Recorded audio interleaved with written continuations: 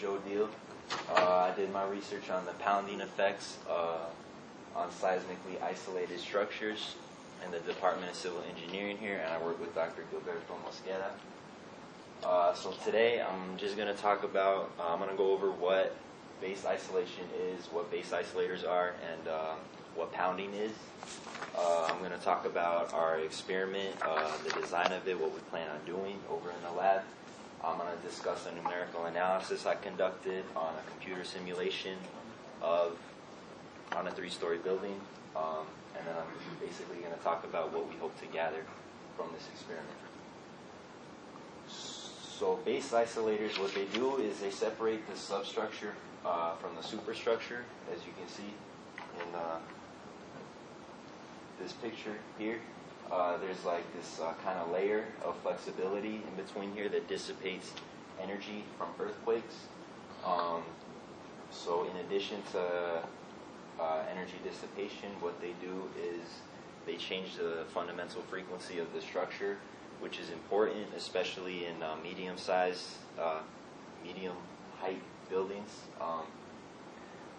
because the fundamental frequency of these buildings typically falls within the range of earthquake excitation frequency, which can lead to a phenomenon called resonance, which is basically when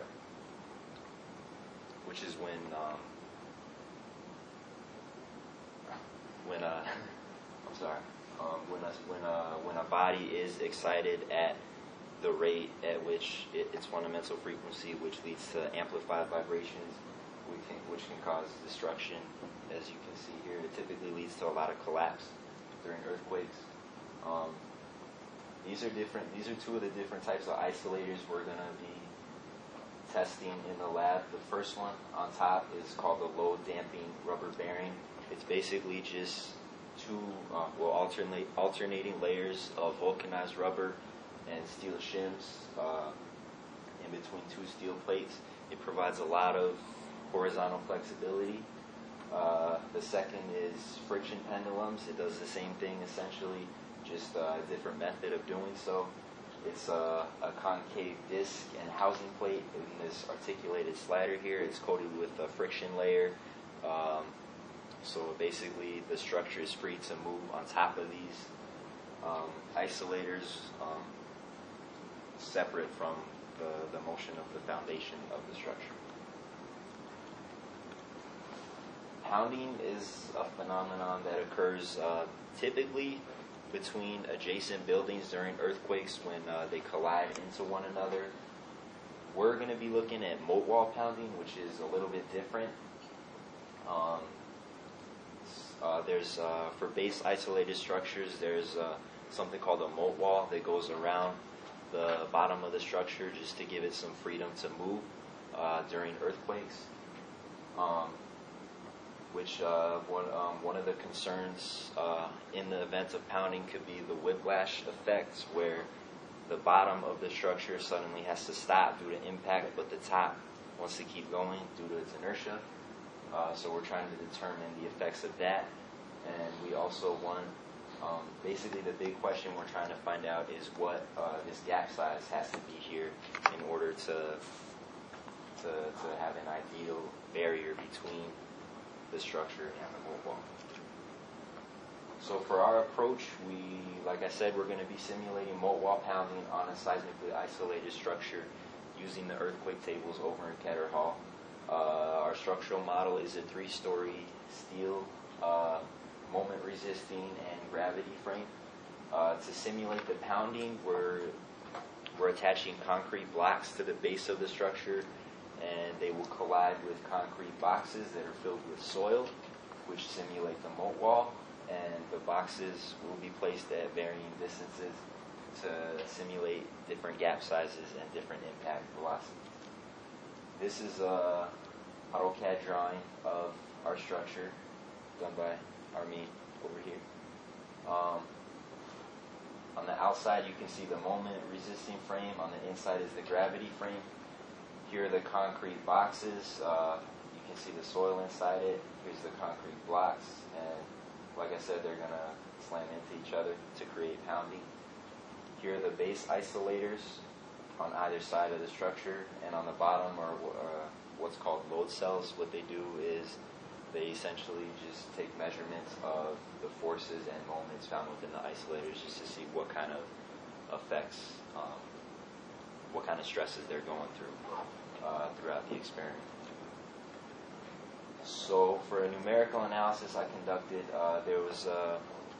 we ran a computer simulation on 20 different ground motions on a 3-story building, like I said, and the point of this was to try and determine if there is a relationship between the velocity of the base of the ground floor of the building and the displacement of the ground floor. So the procedure was we basically just found the maximum velocity of each ground motion in both the x and y directions at 3 different displacements. The first was the smallest maximum displacement. So every ground motion initiated at least this displacement in the structure. The second was the average maximum displacement in either direction for each ground motion, and the third was the projected maximum displacement using the equation you see here. It was projected before we ran the simulation, and as you will see right now, the actual average was a lot different than the projected average was, which will come into account when we run the test. Here are the different graphs of the results of the velocity versus displacement. On the top is the x direction. SM stands for smallest displacement, DM is the average displacement, and PM was the projected displacement. And like I said, in both directions, the actual average displacement was significantly less than the projected displacement.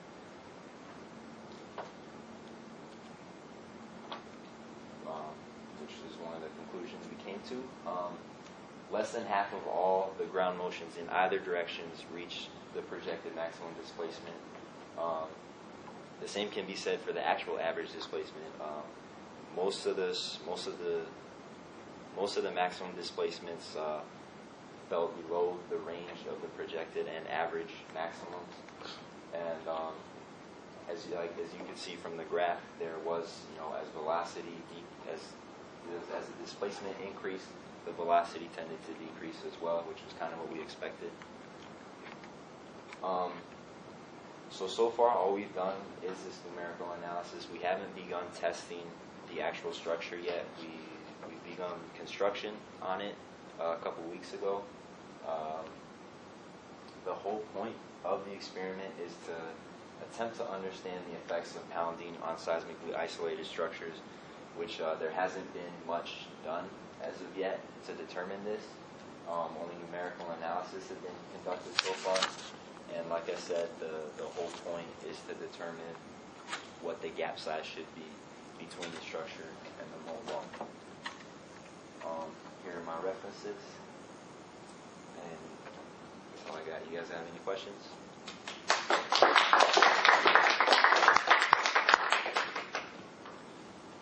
How big is the simulation 3-story building that you're putting in Keter? I guess, how big is it? Well, are you actually putting a 3-story building? I don't think so. It's a model, right? It's going to be shorter. What's that? It's a 1/4 model. So 1/4? Oh, cool. It won't be quite as tall as 3 Still cool. But it'll still be big. Mm-hmm. Any other questions? Are you, so you said there were 2 types of base isolators? Yeah. Do you use both of them, or compare one versus the other? We're using both. We're not using them both in conjunction, but we are. Okay. Yeah. Okay. And you haven't built actual structure just yet? We just started construction a couple weeks ago. Okay. And you said one of the points is way below the average displacement. Yeah. Why? Why was that? Wait, what do you mean? Like there was a curve showing that small displacement, average displacement, and projected displacement, and I was wondering why was it below? Why was the projected displacement below the average displacement? The projected displacement was higher than Was the higher, average right. displacement. Okay, so why?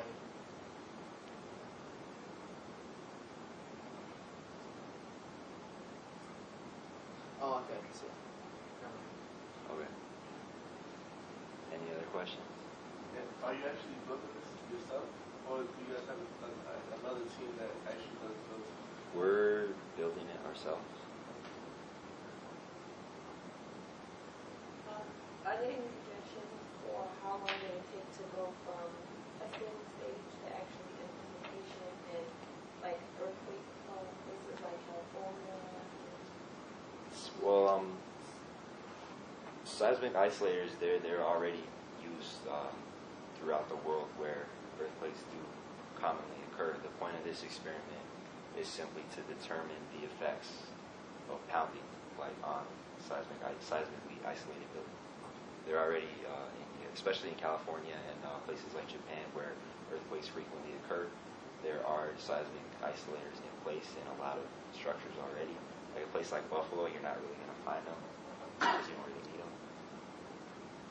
But yeah, they are in effect. Do you have a general example of a seismically isolated building? What do you mean, like? What exactly are they?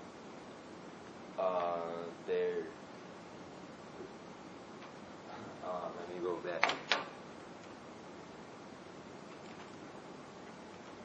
They're basically, you're not going to find them here in Buffalo, like I said. There are bridges in California. There's a lot of municipal buildings that are seismically isolated. And like I said, it's just a regular building, but in between the foundation and the actual, typically they're found right below the basement of a building.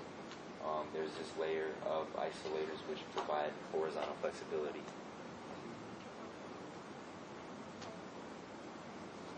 In general, how much does it cost? Honestly, I'm not sure. I know it's not. I know a lot of buildings, they're retrofitted, like, the structure's already built and they go in after that, and then the isolators are applied. As far as the cost though, I'm honestly not too sure. I can find out for you if you'd like. Oh, wait, so you can build a building and then put, like years after, then you can put it underneath? Yeah, it's actually pretty common. Wow. Any other questions?